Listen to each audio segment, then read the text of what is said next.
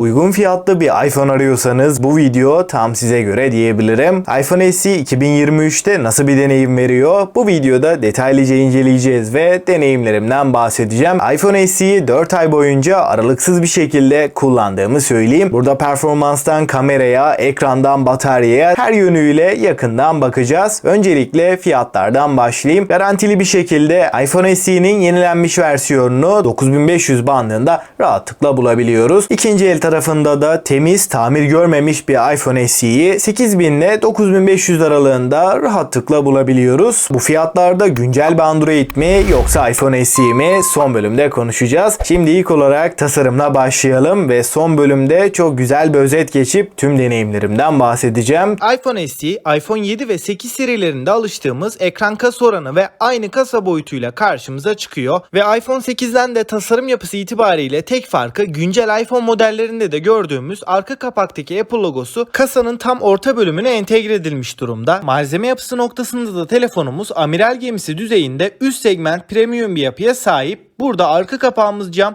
çerçevelerimizde ise 7000 serisi alüminyum malzeme yapısı kullanılmış. Dostlar, iPhone SE'yi elinize aldığınızda bize metal hissiyatını çok net bir şekilde hissettiriyor. Kalınlık ve ağırlık kısmında da iPhone SE 7.3 mm'lik kalınlığa ve 148 gramlık ağırlığa sahip. iPhone SE'nin günümüzdeki çoğu telefondan çok daha hafif olduğunu söyleyebilirim. Telefonu tek elle kullansak dahi hiçbir şekilde elimizi yormuyor. Burada iPhone 6'dan beri süregelen oldukça kalın çerçeveler bizleri karşılıyor. Bence bu tam ekran olmayan çerçeveli tasarım anlayışı cihazın bütünlüğünü bozuyor ama bu klasikleşen tasarımı seven bir kitle de var. Yani eski bir iPhone kullanıcısıysanız veya iPhone SE'deki bu çerçeveler ve home tuşu sizin hoşunuza gidiyor olabilir. Piyasanın en küçük ekranıyla karşımıza çıkan iPhone SE, Apple'ın Retina olarak adlandırdığı 4.7 inç boyutunda IPS LCD panelle gelen ve HD Plus çözünürlük sunan bu ekran 60 Hz tazeleme hızına da sahip ve inç başına düşen piksel yoğunluğu noktasında da 326 ppi'lik değerle önümüze çıkan bu ekran DCI-P3 renk kuzeyi desteğini de bünyesinde barındırıyor. Dostlar, burada ekranın çözünürlüğü kağıt üstünde gerçekten günümüz teknolojisinin çok gerisinde gibi gözükebilir, fakat kullanım deneyimi açısından kesinlikle pikselleri sayabileceğiniz derecede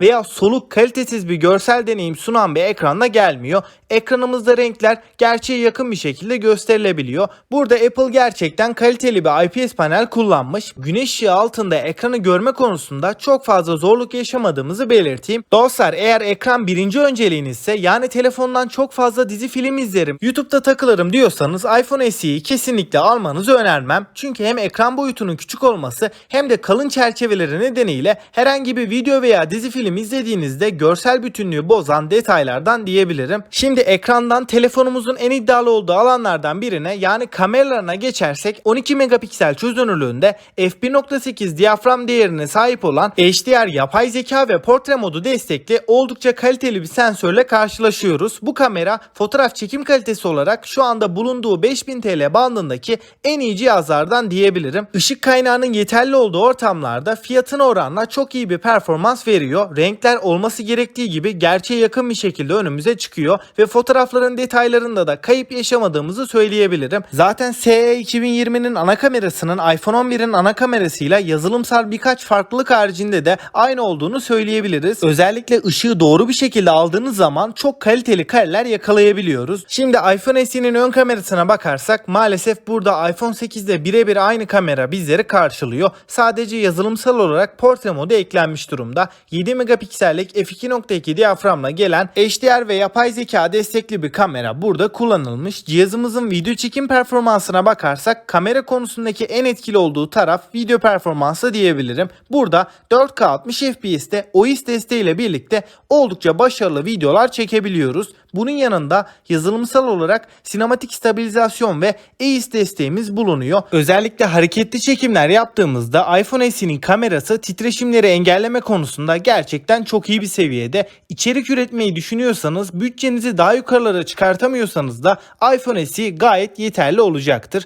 Dostlar özellikle SE 2020'nin video performansı konusunda bu fiyatlara alabileceğiniz en başarılı cihaz olduğunu rahatlıkla söyleyebilirim. Bence kamera tarafındaki tek eksi yönü ultra geniş açı lensinin olmaması. Yani eğer geniş açılı çekimler yapmayı düşünüyorsanız iPhone SE bu konuda biraz zayıf kalıyor. Dostlar ama bence iPhone SE'nin ana kamerasının genel bir kullanıcının çoğu ihtiyaçlarını rahatlıkla karşılayacağını düşünüyorum. Şimdi kameradan donanım tarafına geçtiğimizde burada iPhone 11 serisinde de bulunan Apple'ın A13 Bionic işlemcisi karşımıza çıkıyor. Bu işlemcimiz 3. nesil Neural Engine yapay zeka sistemiyle birlikte 6 çekirdekli bir yapıya sahip. İşlemcimizin teknik detaylarına girmeden gündelik kullanımda ve oyunlarda bize nasıl bir performans verdiğine bakarsak öncelikle PUBG'de neredeyse tüm ayarlarda 60 FPS'te rahatlıkla oynatabiliyor. Ultra HD'de de 45 FPS'te oynayabiliyoruz ve oyun deneyimi açısından da yoğun patlama sahnelerinde ve kalabalık ortamlarda da hiçbir şekilde FPS drop'u yaşamadan oldukça kararlı ve akıcı bir performans aldığımızı belirteyim ki grafikleri yükselttiğimizde de performansta iniş çıkış yaşamıyoruz. Fakat SE 2020'nin bataryası özellikle PUBG, Call of Duty Mobile gibi yüksek grafikli oyunlarda bizi biraz üzebiliyor. Açıkçası arada bir oyun oynamayı düşünüyorsanız SE 2020 size yeterli gelecektir ancak yoğun bir şekilde oyun oynuyorsanız kesinlikle iPhone SE'yi almanızı önermiyorum. Çünkü ortalama 3,5 saatlik PUBG sonrasında bataryamız tamamen bitmiş oluyor.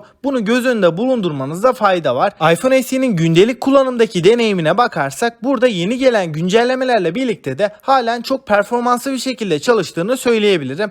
iPhone SE'nin RAM kısmında 3 GB RAM ve buna eşlik eden 64, 128 ve 256 GB'lık 3 farklı depolama alanı bizlere sunuluyor. Buradaki 3 GB'lık RAM sizi kesinlikle korkutmasın. Çünkü iOS ekosisteminde bu RAM miktarı herhangi bir problem yaşatmıyor. Gerek uygulamaların yükleme hızlarında gerekse arka planda uygulamaları açık bıraktığımızda bir yavaşlama, donma, takılma problemi yaşamıyoruz. Yani genel kullanımda iPhone SE bize çok tepkisel bir deneyim sunuyor. Küçük boyutuyla birlikte de tek elle kullanması da oldukça kolay. Şimdi batarya kısmına geçersek 1821 mAh'lik bir batarya önümüze çıkıyor. Hızlı şarj kısmında 18 Watt desteğine yer verilmiş. Cihazımızda 30 dakikada %50 oranında, 1 saat 44 dakikada ise %100 oranında doldurabiliyoruz. Açıkçası batarya performansı olarak ben iPhone SE'yi pek fazla beğenmiyorum. Ancak eğer telefonu çok yoğun bir şekilde kullanmıyorsanız akşama kadar götüreceğini söyleyebilirim. Bataryadan telefonumuzun güvenlik seçeneklerine bakarsak burada yalnızca Home tuşuna entegre parmak izi okuyucu bizlere sunuluyor ve bu parmak izi okuyucumuz gerçekten çok stabil ve hızlı bir şekilde çalışıyor. Maalesef cihazımızda 5G desteğimiz bulunmuyor. Buna ek olarak suya ve toza karşı dayanıklılıkta IP67 ile korunan iPhone SE 1 metre suya 30 dakika boyunca dayanabiliyor. Yazılım tarafında ise iOS 13 ile duyurulan iPhone SE en az iOS 19 güncellemesini de alacak. Yazılım konusunda çok memnun kalacağınızı düşünüyorum. Dostlar baştan belirteyim. iPhone SE herkese göre değil. Ekrana baktığımızda, tasarıma baktığımızda 2023 yılı için oldukça geri kalmış bir telefondan bahsediyorum. Fakat bu tasarımı ve bu kompakt boyutu seven bir kitle de var. Özellikle iPhone 6, 6s, 7, 8 gibi cihazlar kullanıyorsanız iPhone SE sizin için iyi bir geçiş cihazı olabilir. Güncelleme desteği, kamerası ve performansıyla bu fiyat bandındaki Android'lerle de halen yarışabilecek seviyede. Evet, ekran çok küçük, batarya olarak da iyi bir cihaz değil. Gün içinde telefonu çok fazla kullanmasanız bile bir günü çıkarmakta baya zorlanıyor. Gün içinde mutlaka ikinci kez şarja takıyoruz. Ama iPhone SE bu fiyat bandında 2 noktada en iyisi. Bunlardan biri kesinlikle performans. İkincisi de kamera diyebilirim. A13 Bionic performans anlamında arayüzde dolaşırken, uygulamaları kullanırken ve oyun tarafında da halen bir amiral gemisi performansını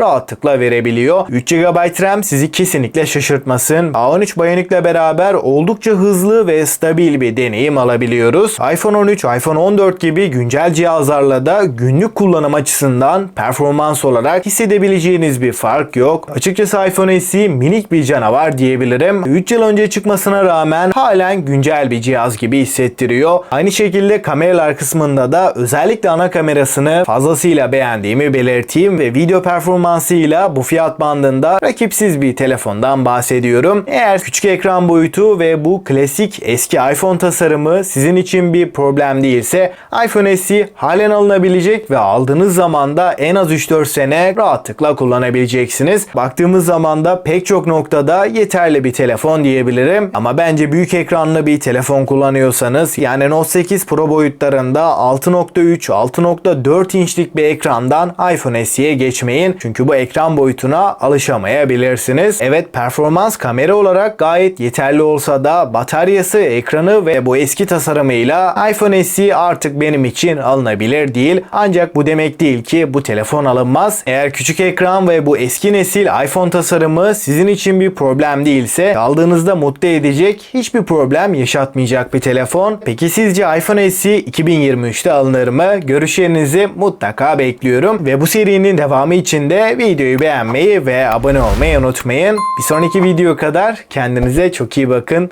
Hoşça kalın.